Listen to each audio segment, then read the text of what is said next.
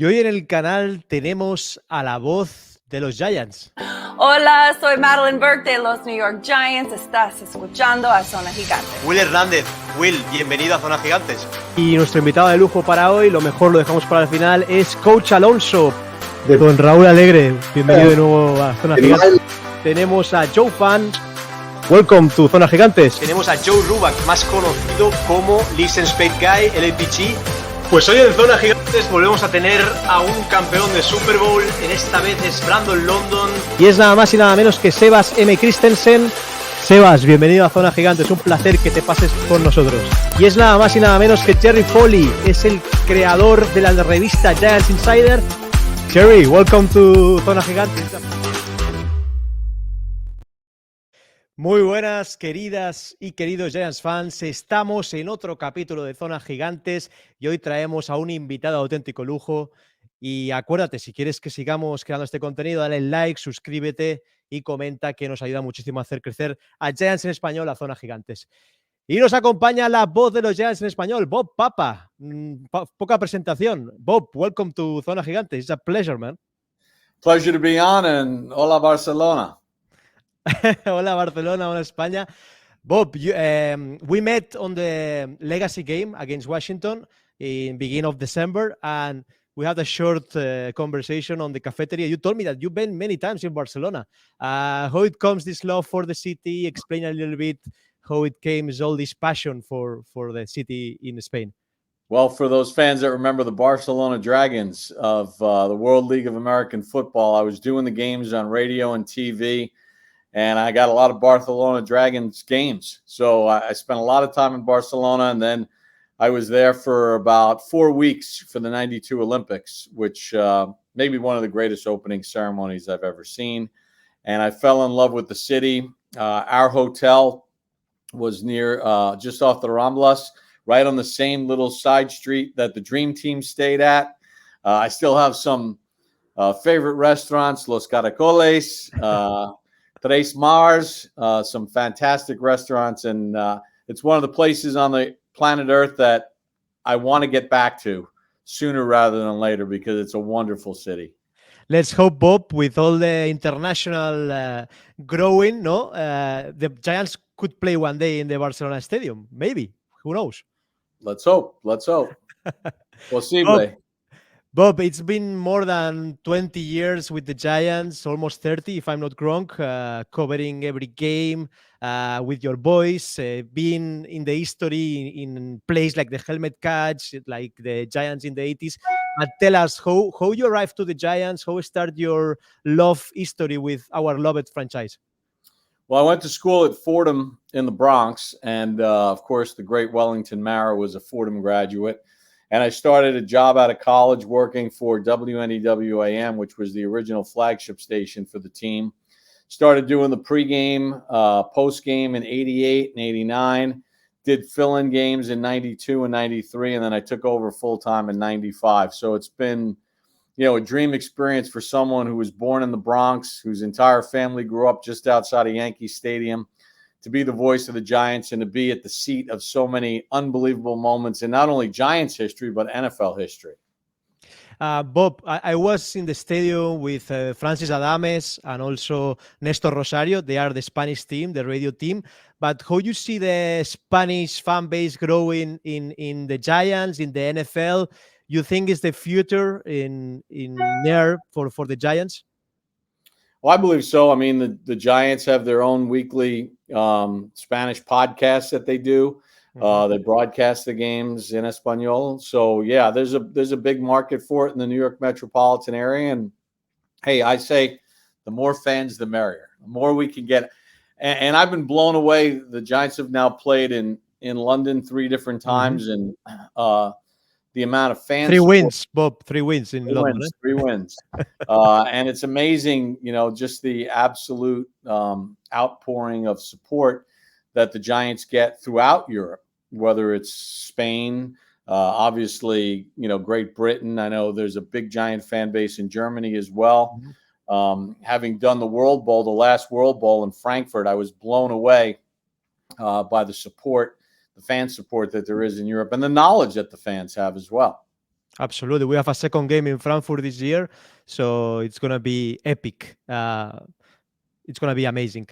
Bob, also, we have good two news today for the Giants. Last night in the States, in the morning in Spain, Brian Dable, coach of the year. I think all the Giants fans know which work Brian Dable did with the Giants, and also Wink Martindale. A few minutes ago, it's gonna stay in the Giants because the Colts are not keeping forward with the process to being a head coach.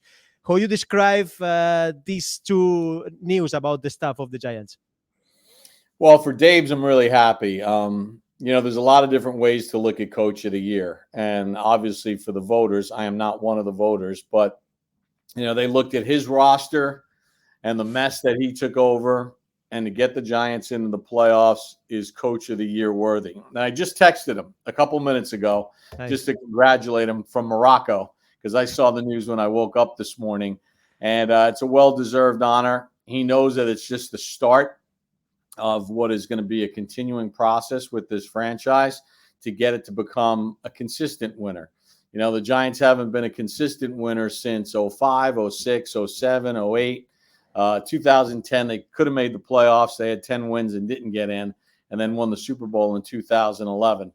And then as far as Wink is concerned, hey, listen, if you're a Giant fan, selfishly, you're happy he didn't get the job. Probably will get one, and Kafka will get one at some point moving forward in the next few years. But I'm happy Wink's going to be there because he's a perfect fit for what the Giants are doing. Absolutely, Bob. Also, Daniel Jones, Saquon Barkley, they are free agents this season. They're talking about putting the franchise tag in one of the two players. Bob, what do you think Joe Shane is going to do in the two different players? What is going to happen? What you will do if you are the general manager of the New York Giants? What is the future coming for them? Well, we can only guess. We can kind of take educated guesses on what we see from the outside, but only they know. Do they believe that they, at some point in time, will Commissioner Goodell hand them a Lombardi trophy with Daniel Jones steering the ship? I believe so. I think there's a lot of people that believe so, and then there's some people that doubt it. So we'll find out how they approach these contract negotiations. But I think the most important thing is if they can not have to use the franchise tag on Daniel Jones, because if they do the non-exclusive tag, that's $32.5 million of salary cap space that gets gobbled up like that, which will restrict them as far as what else they can do. So I think they're going to try to get a long-term deal done with them. I think they'd love to keep Saquon Barkley. Joe Shane talked about at the end of the season how, they really want to keep their own guys. They want to keep guys that got drafted, people that understand the culture. The staff knows them. They know the staff. That's the way you build and you draft well. But remember what Joe Shane also said. He said, we're going to go through our grading of the players. We're going to assess who we want to keep and where we're going to prioritize it.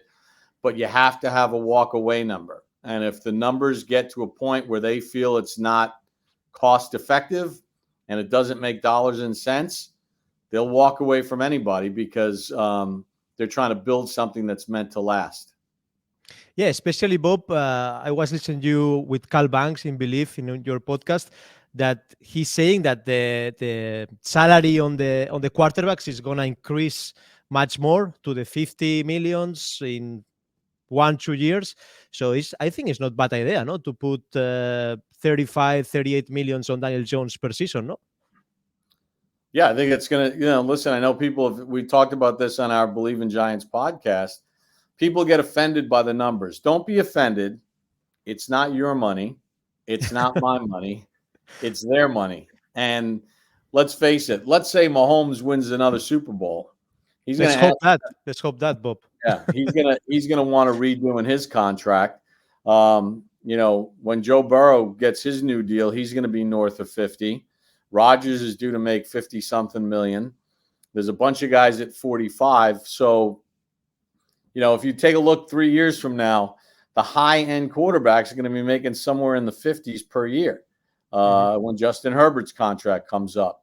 So if you can get Daniel Jones for between 35 and 40 and get him locked up, then I think you're in pretty good shape. We might be talking about him as a bargain a few years from now. Absolutely. I'm agree with you, Bob. Bob, Daniel Jones, it reminds me a little bit the history of Phil Simms in the Giants. It was a pick six in the draft from a university that it's not so big like Duke in American football. Do you think that all these years that the fan base was divided of some ones love them, some ones don't like him very much, it was making him like a more strong mentality to go ahead and being a more tough leader of these Giants?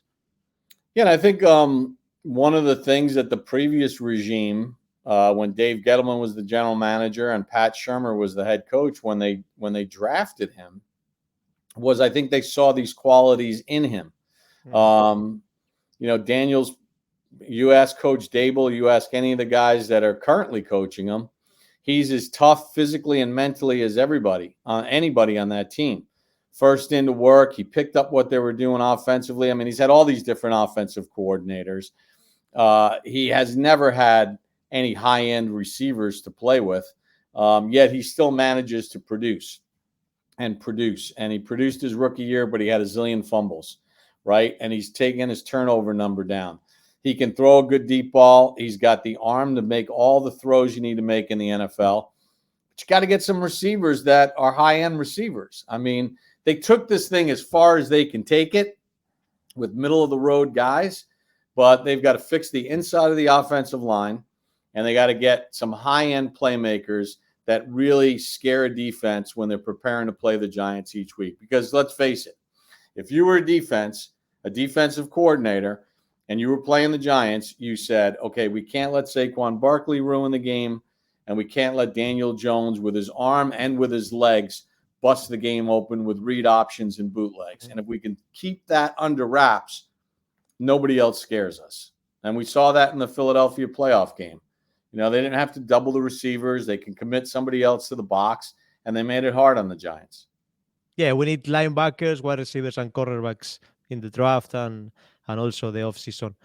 Bob, talking about history, in all these years, commenting the games, doing the play-by-play, I'm always love to see the helmet catch commenting by you. It's really amazing. But for you, what is your favorite play, that play that you always say, oh, it was amazing? Putting helmet catch apart, because we know helmet catch how important it is for the Giants fans. Which one is the most important for you? Well, there's been a lot of them. It's really hard to gauge. I mean, I think about some of my favorite calls, like 2000, the divisional playoff round, Ron Dixon's kickoff return for a touchdown, or Jason Sehorn's bobbling, acrobatic interception return for a touchdown. Tiki running for over 200 yards to seal a playoff spot. The year that both Mr. Mara and Mr. Tisch died, and the Giants making it to the postseason, and the game against the Raiders. There's a lot of memorable moments. Lawrence Tynes, the 2 NFC Championship game-winning field goals is something that I'll always remember. The Super Bowls are easy to remember, right? I mean, those are layups, because those are the great moments that lead to a championship. But I'll never forget that game in Green Bay, with it minus 20 below, and Lawrence Tynes kicking that thing through, and the Giants getting to the Super Bowl. That was pretty special. There you go, Yeah, Giants win. Yeah, I have the book signed by Coughlin and Eli. I met them on S. Rutherford when I was there doing the podcast with La Esquina Gigante. It was amazing experience. Bob, for finishing this interview, what is the best part of your job? What is your favorite part to be the official voice of the Giants? Wow, that's a great question. It's really an opportunity. It's been a wonderful ride, an opportunity to meet so many wonderful people, from everybody in the Mara and Tisch family. Coach Coughlin, getting a chance to work with him as closely as I did for all those years, and now Coach Dable. You get a chance to know the players, and you realize that they're human beings. They're not fantasy football objects. They're not Madden game figures. And the thing that I always take with me is, I know that the rules have softened in the NFL to protect the players, but never kid yourself of how violent and physical a game it is and what these men put themselves through every week to play. And you have a road game and you walk through the locker room to get your bag, to go get on the bus, and you walk through the training room and you see guys with ice packs and doctors all over the place and teammates helping each other get up the stairs to get on the plane. And then, gosh, by Thursday, half those guys even aren't listed on the injury report, and they're just ready to go the next week. The human element of it is probably the most rewarding, and the long-term friendships that you develop. And then the fans. I mean, look at this. I mean, how the world has shrunk to the point that you've got this successful podcast, Zona Gigantes, in Barcelona, the ones in Great Britain, and we're able to connect with each other, and we're able to share a common joy and a common passion that everybody has for the New York Giants, and meeting fans and traveling. I think that's the coolest part of the experience, because the games will come and go, but it's the friendships and the relationships that last. And that's why I applaud you for what you're doing and being brave enough to introduce yourself to me so that we can do this. And then next season, we'll get you on our Giants podcast. And because we love getting a flavor from fans from around the world. Bob, amen. I can say amen, because your speech, it's incredible. I believe also so it's amazing. Bob, we are just for finish, we are in a Super Bowl week on Sunday, Super Sunday.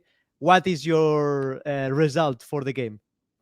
Well, the Philadelphia Eagles are the best team in the National Football League. It pains me to say that, but they're the most complete team in the NFL. But with Steve Spagnuolo, who knows a thing or two about dialing up the right defense at the right time in championship games, and with Patrick Mahomes, who's already had a Hall of Fame career, I think if the game is close and Kansas City can limit the run game of Philadelphia, not stop it, but limit, and keep the game close, I think the Chiefs win a close game. But I wouldn't be surprised if Philadelphia's got their A game going, where they could win by 10 to 13 points and kind of control the whole football game. So I think it goes one way or the other, either Chiefs in a close win or Philadelphia in a little bit of a boring game. Okay, Bob, it's been a pleasure to have you in Zona Gigantes. For me, it's a dream come true. I listen to you since 2000 when I started to follow this team. And I hope to have you soon in Barcelona or see you in New York and share more amazing tales about Giants and about life. Bob, thank you so much. Muchas gracias. Muchas gracias. Y los Gigantes, el equipo de los Gigantes, número 1. Y mi amor y corazón a Barcelona. Buenas noches. Buenas noches.